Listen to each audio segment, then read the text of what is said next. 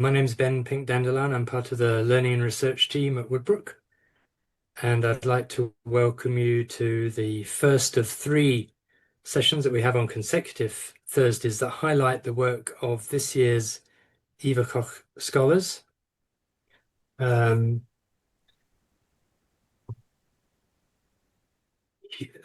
Lawson set up the Eva Koch Award in memory of his wife, and I think this is probably about the 25th year that we've been running the Eva Koch Scholarships. And in recent years, they've been very much focused on issues around climate. And certainly this year's three presentations all have that focus. So very pleased to welcome this evening Jeanne Marie Mudd, also known as Jamie, who's joining us from Arizona. And we'll settle into some worship, and then I'll ask Jamie to begin when she's ready. Thank you, friends. Friends, I welcome you to this celebration, really, of the birth of something precious to me, and hopefully something that begins to weave the fibers of Friends' eco-spirituality globally in a sense of building on all the enormous strength that we have in our communities and allowing ourselves the light and wildness of our inward Christ, our light within, and how we bring that into the world, particularly in care for all creation through rewilding. Now, this is, first of all, held with deep appreciation for the support from Kim and Ben Woodbrook team, as well as the cohort members, has run from FWCC of Africa, and for Jean, Jen, and all of the team from Golder Greens. And in some sense, this is like a love letter to everyone who's been part of this journey and to all who are here. And this is actually less of a presentation. There will be some information, but it'll be actually a mini retreat. So be prepared for breakout. If you wish, be prepared with paper, pencil, or colors, or something to doodle with, if that's also available to you. This is a sampler of a guided journey to reconnect with our wild light, our inward light, and to restore our relationship with the earth in ways that are both practical, the science and spirit of rewilding, through reflection, meditation, more meditation, and creative expression. And this is the very beginning of a multi-phase project. So in my appreciation for this Woodbrook Scholarship, to be able to create this mini retreat, and actually a 3-day retreat is built upon this information. So you're experiencing just a tiny bit of that. And the small pamphlet-sized piece of writing that introduces this idea of rewilding our together, our light, love, our love and our life, and our ability to bring it alive in the most particular way where we live, and together in the global way. So we'll be exploring this science together, and I offer this in the spirit of deep hope, actually, and I love to share a Victoria Stafford poem to get us started with that. You know, our mission is to plant ourselves at the gates of hope, the place of truth-telling about our own soul first and its condition, the place of resistance and defiance, the piece of ground from which you see the world both as it is and as it could be. And we stand there, beckoning and calling and telling people what we are seeing, and asking people what they see. And this is meant to be a sturdy hope, not a form of a flimsy optimism or anything that actually covers up the dilemmas that we're facing. And along these lines, and drawing strongly on creative expression, which we'll touch on a little bit later, I invented a variation on a wonderful quote from Isaac Pennington. Our life and our love are intertwined like threads in a tapestry. Each moment, woven with intention, brings us closer to the wild light within.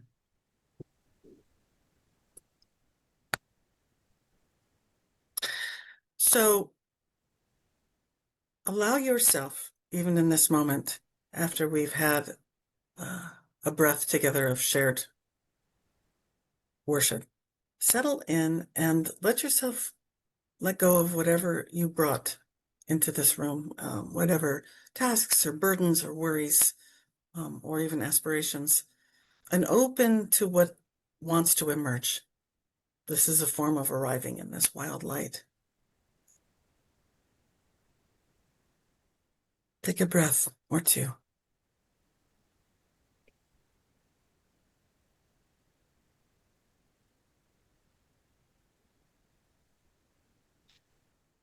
I invite you, if you're comfortable, if you close your eyes, or if it's helpful for your eyes to be open with a soft gaze, to recollect your earliest memories when you felt truly alive in the natural world. See where this takes you in your own experience, the sensation in your body, even as you just allow yourself this recollection.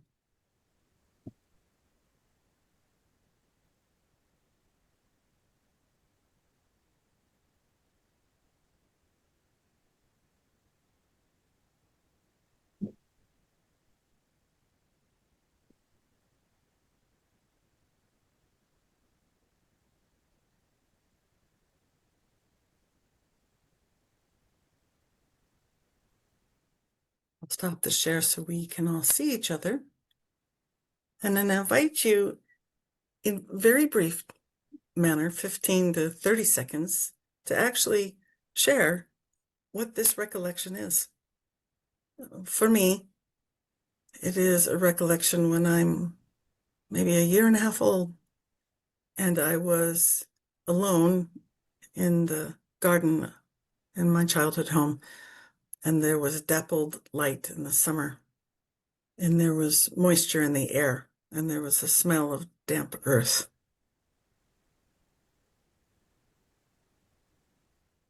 That's quite a powerful image for me. What comes up for you? So we'll move on from here, but I thank you, friends, for sharing and also for your willingness to go to this location. Yeah, it's important for us to take a moment and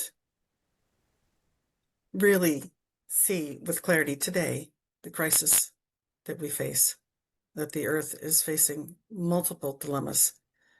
And our global challenges with the Earth include a biodiversity crisis and a climate crisis. And sometimes I know I've used that language interchangeably, and I've learned to a discipline to be able to see each of these and how the interaction is worsening the crisis. So in the biodiversity crisis, habitat destruction, pollution, invasive species, diseases, overfishing, overhunting are interconnected. All of these things are connected with the climate crisis, and the biodiversity crisis and the climate crisis exist in mutually reinforcing feedback loop. They are exacerbating one another. And it's so often that we don't feel hopeful in how we can deal with much of this, other than perhaps our own private choices, but so much of our lives seem so entangled with the habitat destruction, the pollution, and all the other things. But actually, it has become clear that rewilding, which is something we'll explore in just a moment, but rewilding offers our best hope in practical ways and innumerable ways that will actually allow our own inner wildness, our own inner light to connect with our place in ways that we can choose within our lives as friends. So just briefly, I would love to hear from you. Who here has actually had experience with rewilding? And you can even call out a little bit if you've been involved at all.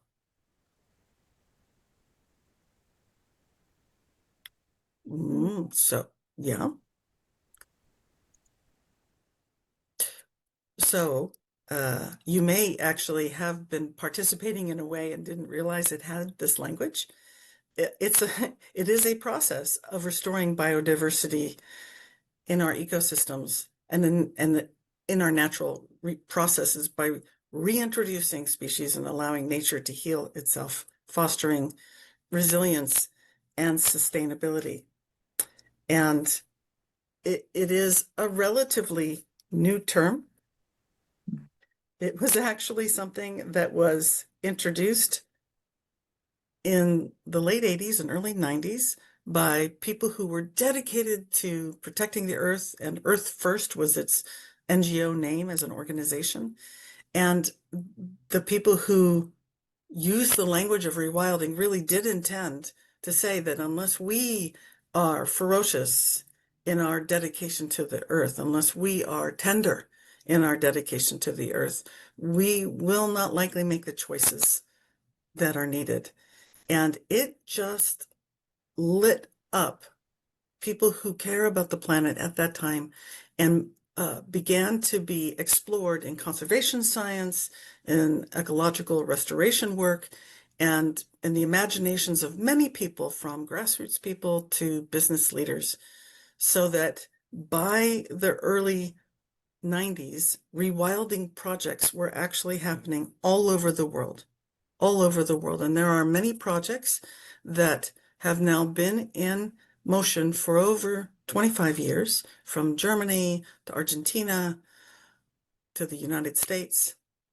And the language of rewilding didn't really spread beyond the boundaries of those people. So the opportunity that we have is to actually embrace this, but in a way that's disciplined, that respects the science, and in a place of fierce joy that allows us to stoke that inner fire so that our outer light shines. And by 2011, the word rewilding actually made it to the Oxford Dictionary, so it's a legitimate word in English. We can actually embrace this. But essentially, what we're looking at is a form of planetary conservation that restores the land, the waterways, an interconnected matrix of life that fosters beneficial interactions in the wild world and in human society. Both are needed. And so there are two major expressions of rewilding. In the science, it's called trophic rewilding, which has to do with how things are organized by keystone species all the way down to the most humble of species in the land. And it's also considered active rewilding, and a whole separate area called passive rewilding. And again, my sense might be that you all have your own participation in passive rewilding if you actually created flowers and other plants that flourish in your yard that feed the bees and the butterflies and allow a form of pollination to occur, and you participate in no mow may, so that you have more of a wild garden, then that is a form of passive rewilding. The dramatic stories of active rewilding have caught imagination because the example I offer here is the example in the Yellowstone National Monument in the United States, where a vast wilderness area, beautiful, but whose keystone species, the wolf and others, had been hunted to extinction. And the consequences of that species going missing had a cascading impact all the way down to the level where there were no flowering plants along the waterways, insects were vastly diminished, bird life was diminished, and the mammals were diminished. The science of rewilding says if we honor that there is a way of things, there is an order of things, a keystone species being close to the apex, the top of that order, and we are not that keystone species exclusively, then we can actually allow the power of nature to come back because it will restore its own order. In Yellowstone, when the wolves were restored 25 years ago, and there was great tension. It's not that this is an easy process. There were ranchers and farmers who were very concerned about having these predators back in amongst their animals. They were not as much in favor. And yet there was an experimental thought that let's see what happens here for the sake of the land. And indeed, in fairly short order, the populations of animals like the elk, who had no predator at the time to deal with the booming population, those animals, the elk, were trampling, eating all of the tender plants at the water's edge. So there was nothing for the local beavers to have to build dams and have their own habitat to have their young, and the water flowed unimpeded. So then with water flowing like that, there was no algae, there was no attraction to the insects, the fishes weren't flourishing. But with the reintroduction of the wolf, the elk population was reduced. And in fact, the plants began to grow and the beavers came back. All the other animals in the region were restored, including coyotes back in proper order, and the deer, even the bears, came back into that location, and over 1,500 different plants began to grow, and the land was transformed. We hear this story over and over again in this active or trophic rewilding, that all we need to do is return to our place in things and lend a hand if needed, which we see in the Iberra Preserve in Argentina, where that process of rewilding really it required almost 20 years before the cougars were returned. The panthers were actually returned into that land. And all the other species had to be helped by humans in order to come back. But what was fascinating in Iberra was that they had an entire ecosystem with the indigenous people also participating now in the protection of this land and moving from being ranchers to ecologists and wildlife conservation professionals. So they found a new way to live in their economy as well. I will say next week, I will reserve much more conversation about passive rewilding, because I think we're going to hear that when Jeanne and everyone from Golders Green share their story. Essentially, the question that I offer to you is, what if we applied this wisdom to our spiritual lives? What if we actually allowed ourselves the kind of spaciousness, allowed the wild light in our own spiritual journey to rewild our consciousness and our relationships as we navigate the choices that we seek to be and to make in this world? We're going to spend a moment actually going into a meditation process, drawing upon experiment with light, but again, riffing with it a little bit, changing it up a little bit so that we can actually engage in new ways through a meditation process so that the light will show us what we are invited to know, to be, and to do. And this allows our consciousness to heal and expand in small ways and in large ways in the natural world. It opens us to the transformation that nurtures us and allows deeper relationship with all beings. So in just a moment, we're going to move into a meditation process. we're going to be able to actually allow ourselves to follow some queries and allow the softening of our hearts and the letting go of attachments to open us in new ways. With this, the invitation is to understand, what is it that we're actually facing? To get real clarity on the crisis that we're facing. And I draw upon a quote from Gus Speth, who offers this. And Gus was a United Nations development program leader. And he says, I used to think that the top global problems were biodiversity loss and ecosystem collapse, climate change. And I thought that with 30 years of good science, we could address these problems. But I was wrong. He goes on to say the top environmental problems are selfishness, greed, apathy, and overwhelm.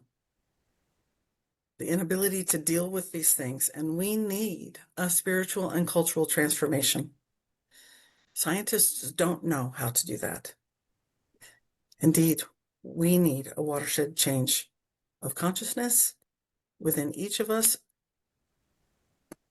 in our homes, within our neighborhoods and communities, and along with an accompanying practical, local, and global action.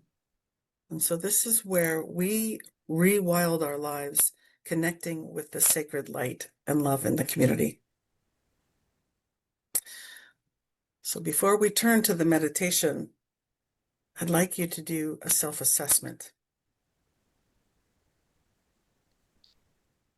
What is it that is most on your heart or is a concern for you in this time of biodiverse challenge and ecosystem loss? What is most on your mind? What habits do you struggle with? And make a note of that, if you would. And I'll invite Ben to put everyone into small breakout rooms, so groups of 2 or 3, and just share a little bit with one another what this concern is. So Ben, when you're ready, move everyone into breakout. We'll be in breakout for 5 minutes. And let's make sure everyone has an opportunity to speak. Hope and love. As Kim noted as well, there was a quick sense of hopelessness and despair that came up in the small groups. Of course, you all have come to this presentation because you care about the earth. So you're a special group, self-selected and traveling together. We're not alone. But I will say that in every situation where rewilding was pursued as a deliberate way of living into, we can make a difference, it was in the face of this despair. The land had been absolutely destroyed. Deserts had spread. The obvious loss of bird life and insect life and plant life had people in great concern, the people who could see and hear. And so that's why the language of rewilding for these eco-courageous ones came from their commitment to not give in to hopelessness. And the danger of using the language of rewilding, which we all need to be aware of, is that it can also turn into another form of highly individualistic, I'm just going to take care of me, what feels good to me, myself, and let my wild spirit roam free, regardless of consequences, which we often see as memes on social media of people whose selfishness has gone to an extreme as they profess their love for nature, but they don't change anything, and they don't work in community, and they don't give to the land what the land needs. So rewilding has become more and more present in popular language, at least in the United States, and it's being used incorrectly and actually doesn't have any idea what's happening in the actual science of rewilding. So the use here is very carefully offered that we are talking about stoking our own wild inner light with a form of surrendered love and commitment to communal engagement for the land's sake, for the water, and for the air. Margaret Fell had written, if you love the light, then you come to the light to be proved, and tried whether your works be wrought in God, and the witness of God in your conscience, which is within you, and bears witness to the living God. So we do test our leadings, our shared discernment internally in our times in prayer and meditation, and with one another in the communal discernment. And as friends, we bring this out through our meetings at the monthly meeting level, quarterly, yearly meeting level. And so these rewilding projects that you'll hear next week and the week after are also examples of how this is flourishing in our Quaker space. But I want to continue to offer the possibility that what Margaret Fell was pointing to, and friends across all these hundreds of years, is that when we turn to the deep within us, there is an amazing sanctuary of the soul and a holy place, a divine center, and a speaking voice to which we will continuously return. So the wildness of the light is undimmed. It's whether or not we have hearts to sense it, ears to hear, eyes to see, both the truth of the difficulties and the truth of the power of what we can do in the smallest way and in the largest way you could imagine. Thomas Kelly wrote in 1939, and Thomas Kelly was a Quaker educator and writer in the United States. And he says, deep within us all, there is a sanctuary of the soul, a divine center and speaking voice to which we may continuously return. Eternity is at our hearts, pressing upon our time-worn lives, warming us with hints of astounding destiny and calling us home unto itself. That's from Testament of Devotion. And so despair is knocking at the door when we are too alone. In the United States, we have said very clearly from the Surgeon General that isolation and loneliness is a public health hazard. It's devastating individuals, families, and communities. And so weaving the inner light with the light between us and betwixt us and community is important. So we can each rewild our own gardens, but when we rewild together, things begin to change. There is some discipline in the little rewilding, and there's a lot of enthusiasm for tree planting, or in my neighborhood, we pull invasive grasses. Unfortunately, we now have done enough work in the science of that to know that if we just pull the invasive grasses, but we don't soil repair, we haven't actually engaged in the complete work of rewilding our washes and our places. We have wild grasses that are perfectly happy to thrive if they have the soil to do so. We have the challenge of water in our region, to Kim's point. Seeing the heat come upon you must be just a shock, right? But in many places in the world where there are invasive species, where the land has been ravaged by overuse, by mining, by overuse in manufacturing and agriculture, there's also a lack of water. The changing climate has actually impacted our friends in Bolivia, in Africa. And while they work very hard to make sure they're rewilding with indigenous food so people can eat, they are realizing that there's not enough snowfall for the glaciers to be robust, and the glaciers are melting. So we have significant dilemmas that I'm not going to paper over and say that's not happening.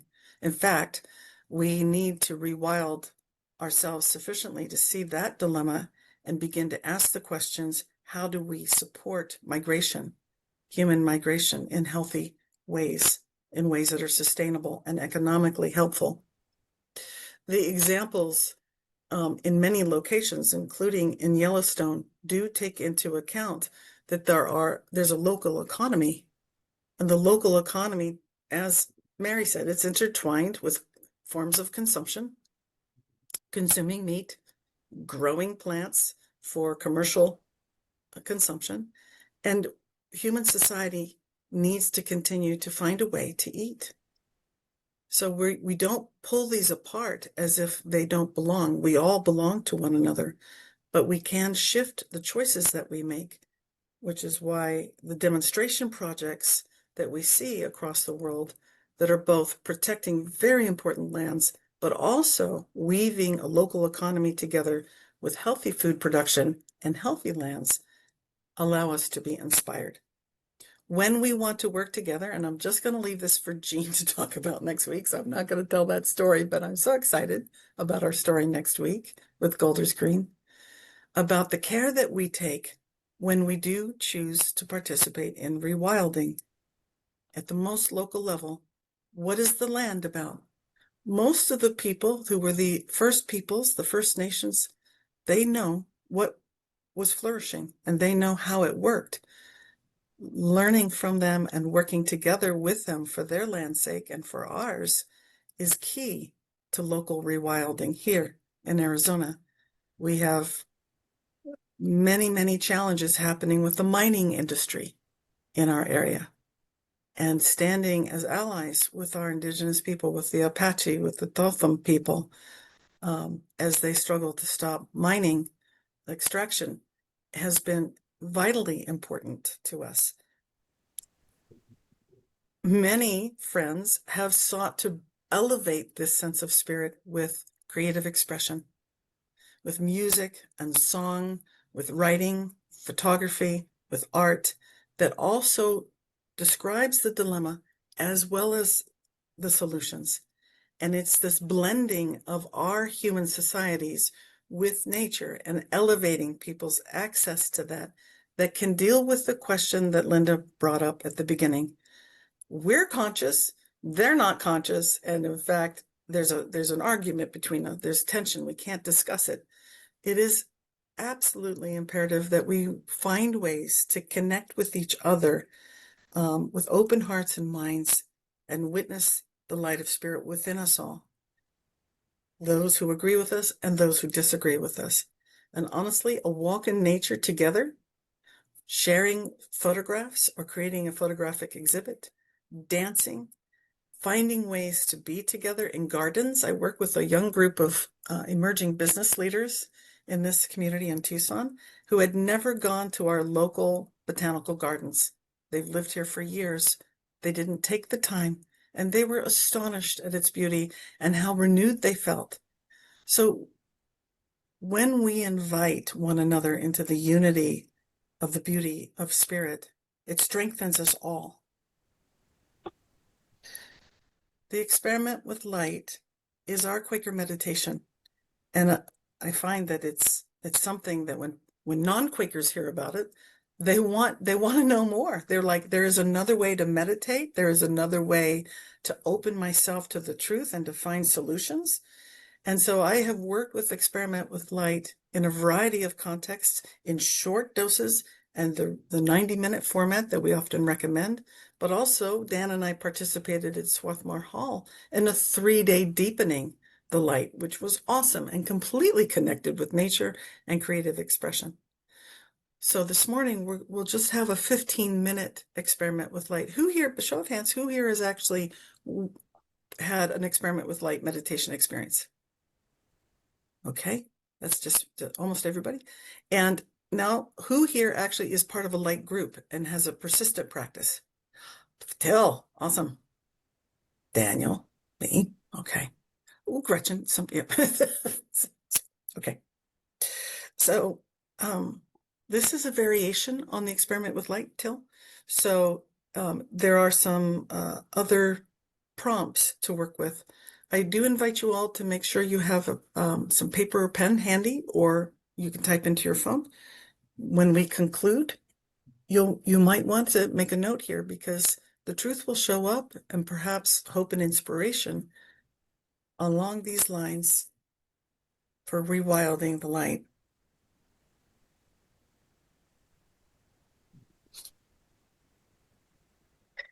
Now, once again, I invite you to settle into a comfortable position. If it's available for you, closing your eyes or a soft gaze downward.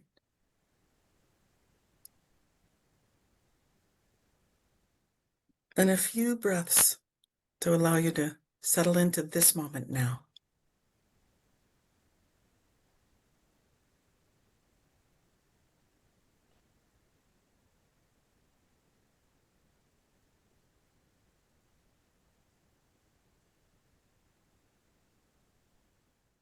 Mind the light and noticing the light within you, above and around you, perhaps.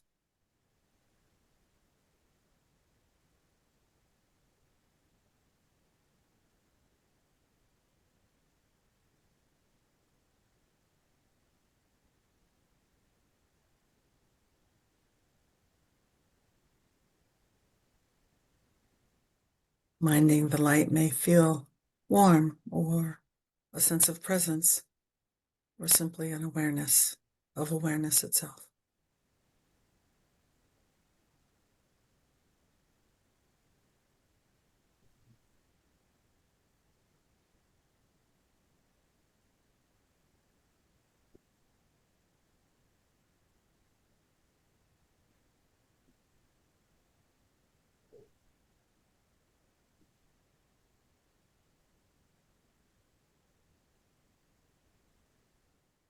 Now, invite your own felt sense of the earth into your awareness, perhaps feeling held by the very ground beneath you. Sense the air that surrounds you, within you and around you. This is also minding the light.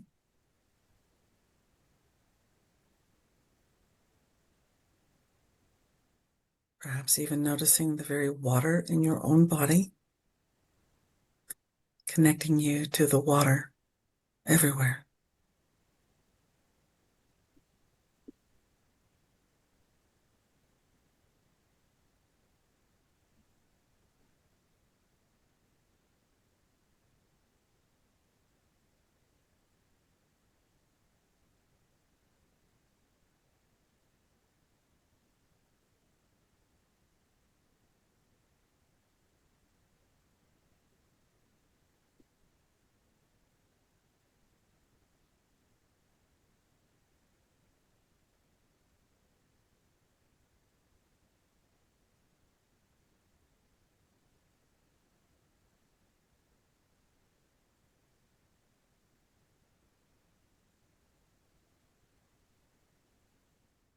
Now, allow that you become aware of the concerns for the earth without judgment. Notice these concerns, what emerges. Perhaps grief for what is being lost, or the strangeness of what is changing, anger at destruction, love for what you cherish, hope for what might be restored. Notice them all without getting involved with any of them. Open to the light.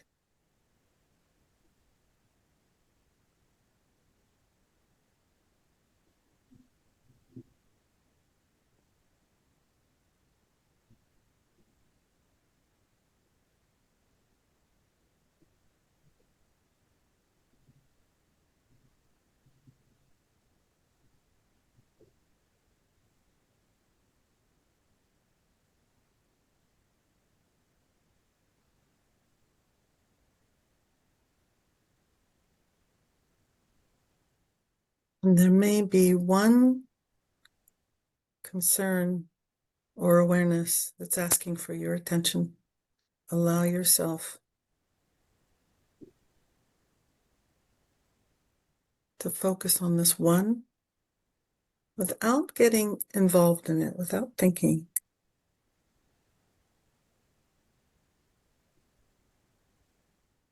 Allow whatever it is to be welcomed and hold it in the light.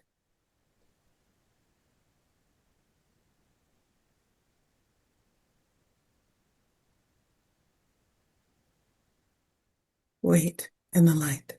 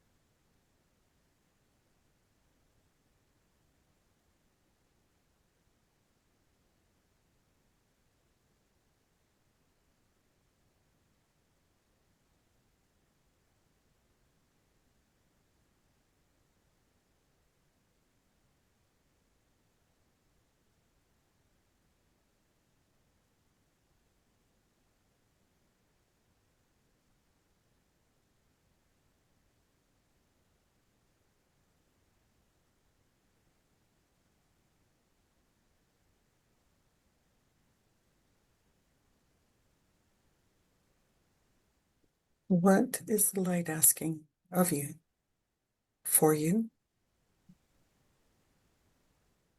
What does it invite?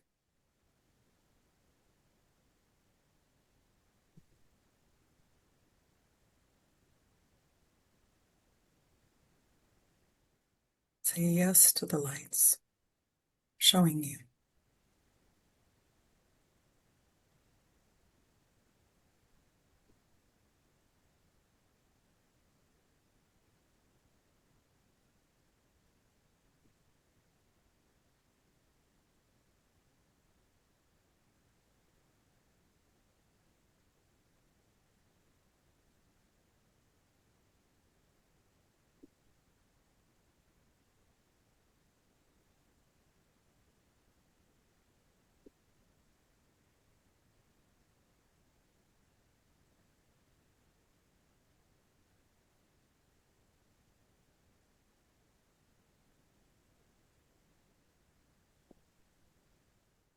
There may even be a sense of peace when we say yes to the light.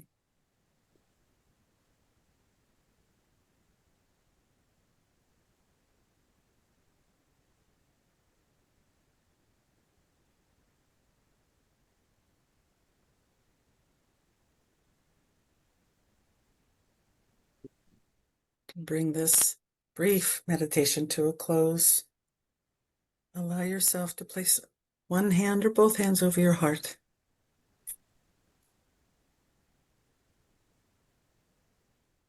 With tenderness and compassion for what rose for you.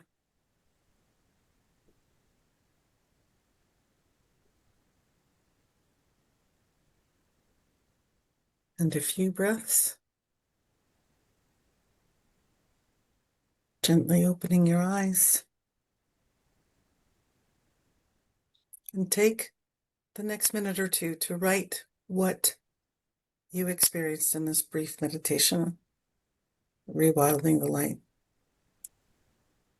And then we'll come back together in just a moment.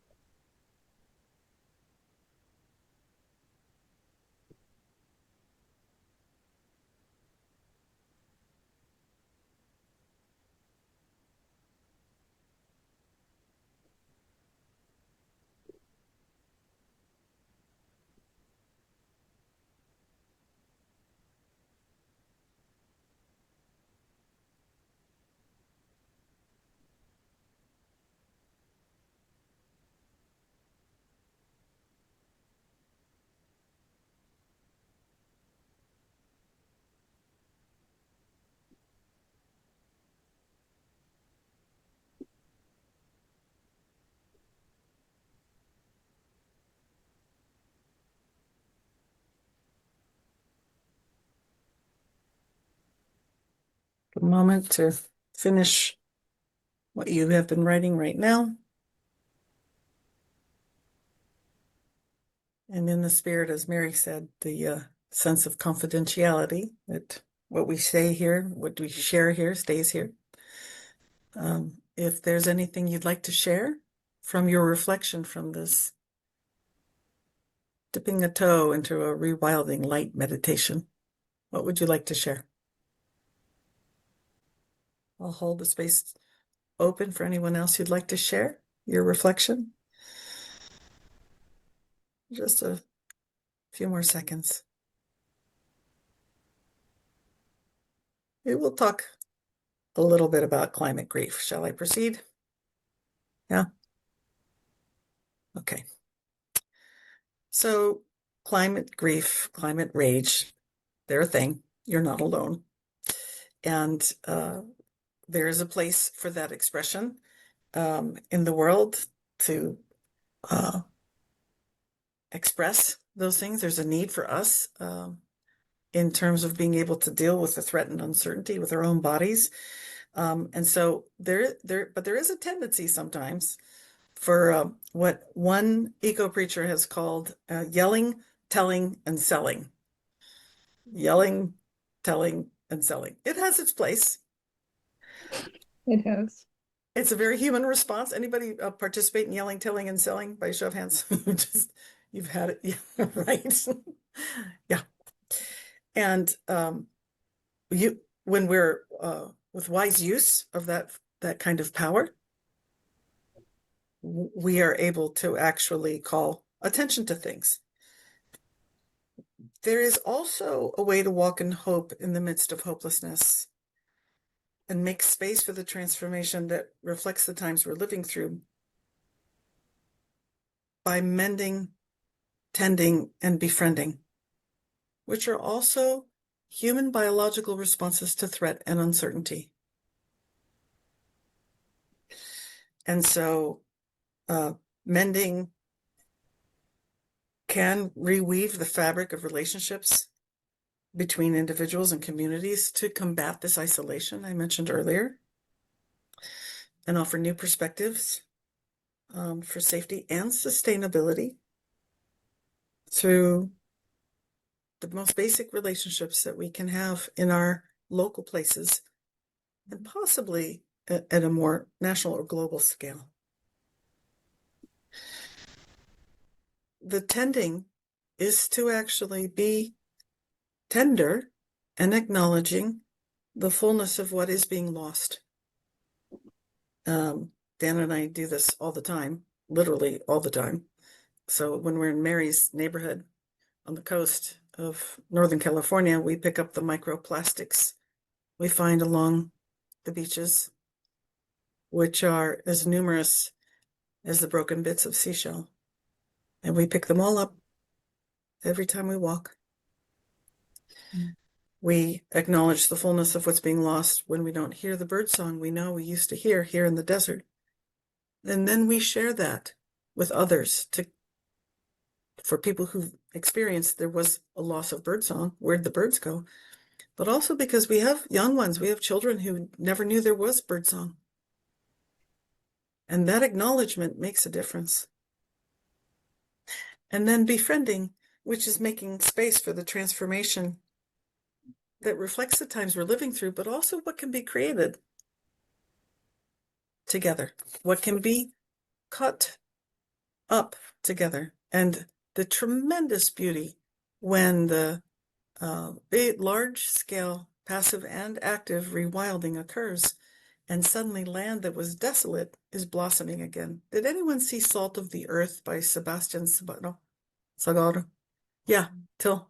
What an inspiring movie of a filmmaker, photographer, honestly, tremendous photographer who documented the strife in the world and the conditions of laborers all over the world. But he also had a piece of land in Brazil, rancho, that had been completely devastated by cattle grazing and drought, etc. And he and his wife, after he had done his part of telling and yelling, they turned their attention to this land that was devastated. And the film Salt of the Earth shows this land, and it was completely rewilded in the way that Jeanne just described, in a more passive way, but a massive piece of land. Because they got out of the way and they let the land restore itself in all of its chaos and mess. That includes floods and fires, the messiness of nature, the chaos of gardens with weeds and butterfly bushes, is actually part of a good passive rewilding, the mess of it all, which is nature. She knows what she needs to do. So our own spiritual rewilding that helps us examine how we can participate in our lives, in our homes, our neighborhoods, and our communities. I'm going to offer a few options for how to do your own passive and active rewilding in your spiritual life, in case there are some new thoughts here for you. Because sometimes our own despair or fear leaves us in a desert that we don't find beautiful, that feels desolate. So passive rewilding. How many of you just go outside with your bare feet and sit with your feet on the soil? Walk with your bare feet on your soil, or touch the earth, or make friends with a tree, or sing to the water, Hillary. Create a labyrinth made of natural items, stones and leaves, and walk a labyrinth. Try meditation, or as the Japanese have called forest bathing, where you spend several hours under a tree, in their tradition specifically cedar or pine trees, and several hours, not hiking, not goal-oriented, breathing with the tree and allowing the healing that the tree offers, the oxygen, and giving the tree what it needs in carbon dioxide. And as we do so well as friends, embrace stillness, which is radical for many other people in our societies. Just to introduce stillness is like, I got paid lots of money to help people be quiet in the forest for 15 minutes. It was crazy. But stillness. And sometimes we're too busy in friends. We've got too much happening. Your reading, your own contemplation, your creative expression, your tears and lamentation. These are all forms of passive rewilding. An active rewilding, well, that starts with this right relationship with the light, shared praise and song and choirs, public lamentation, building a community of practice that makes a difference, that struggles, Mary, with the changes. We have a friend who, over in the Pescadero community, is committed to helping the whole community stop using plastics. Mm. One dryer sheet at a time, one small table at a barn sale at a time, to talk about it and to spread it through the relationships. Participate in what's happening in the lands where you live.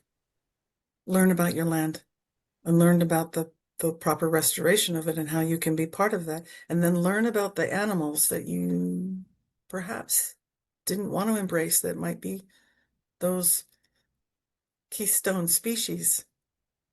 Here, it's the mountain lions and the wolves. The mammals in your area that we've driven away. Let's welcome them back and do it wisely. Forgiveness and communal forgiveness and reconciliation and heaps of gratitude and appreciation are all ways to be part of active rewilding of your own spirit and in the community.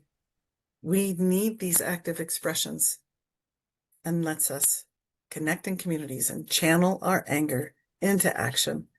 But more importantly, allow love to support our turning to wonder. Parker Palmer, one of my teachers, if you're familiar with Parker's writings here in the US, our Center for Courage and Renewal that he started, he loves to say, when the going gets rough, turn to wonder. I wonder what this situation is teaching me about myself. I wonder what that person over there is really experiencing. So we can walk in the way of both, and in optimism and pessimism. One person told me a joke where they were committed to being a pessimist, which they thought was a pessimist is an optimist with all the information. But our changes in consciousness that lets us not sit in despair or criticism of others or of ourselves is through the practices that change our hearts and minds. And so when we conclude, when this is over, I would invite you to just sit just a moment longer when the Zoom concludes and think about what ways of creative expression you would like to experiment with that let you move beyond yelling, telling, and selling into mending, tending, and befriending. And I want to leave a few minutes for questions.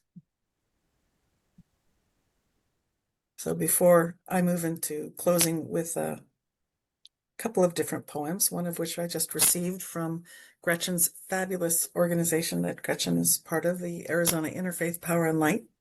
But I'd love to hear any questions that you have and see what we can explore in the next 10 minutes. So what do you see as one way that you can take one step forward in rewilding in your own life? What's one thing you can do as part of having our time together this evening? It's evening for you.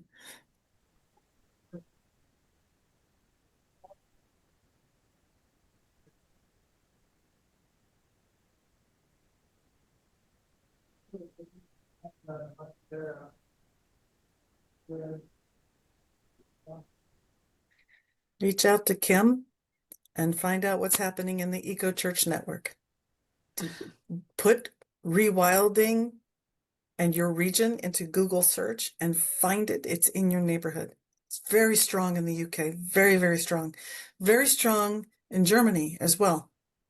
I actually want to go to that fabulous park that's on the German-Polish border. It's a wetlands. It's been preserved. That just sounds awesome. So with your curiosity, and remember, sense of wonder, connect with something in your own area and begin to see what it's like to learn about it and be part of it. And come back next week to hear Jeanne and that whole team talk about what they've done with their meeting house land, which is just awesome. Mm. And then the week after that, come back to hear Hazron's story about this connection between environmental justice and food security. And so join me, if you would, in a final prayer and a minute of worship as we make the turn towards wrapping up.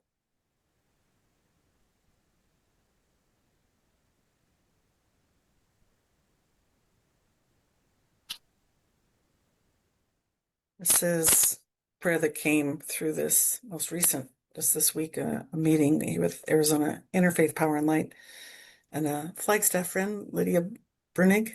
Yeah. Dear Creator, in your name, give us strength to fight for those who cannot fight for themselves, for oaks and for our great-grandchildren.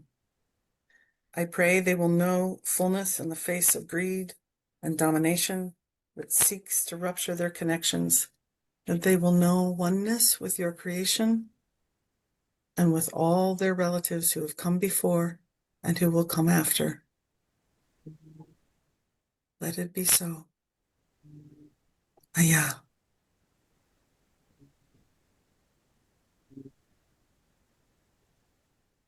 And may you each have a seed of hope. May you stand beckoning and calling, telling people what we are seeing and asking people what they see.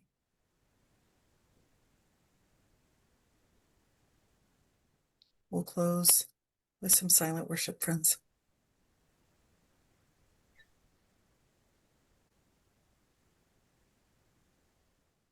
May the wild light that has gathered us continue to work through us for the healing of our earth, of our communities, and of our own souls.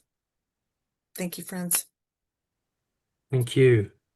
Thank you, Jeanne Marie, very much. I know this has been 12 weeks of work, and we look forward as your project continues to grow and develop, and we hope to hear more, and we hope to be able to offer some of your further work through Woodbrook. Awesome. You've Thank mentioned you. the next two presentations. Please, everyone, do think about signing up for those. I've put the registration links in the chat. And I'm also going to put an evaluation link for this session, and would help us very much if you'd like to just take a moment or two to fill that out, and it'll help us understand how to make these sessions work as well as possible. Thank you, friends. Take care. Go well. Bye-bye for now.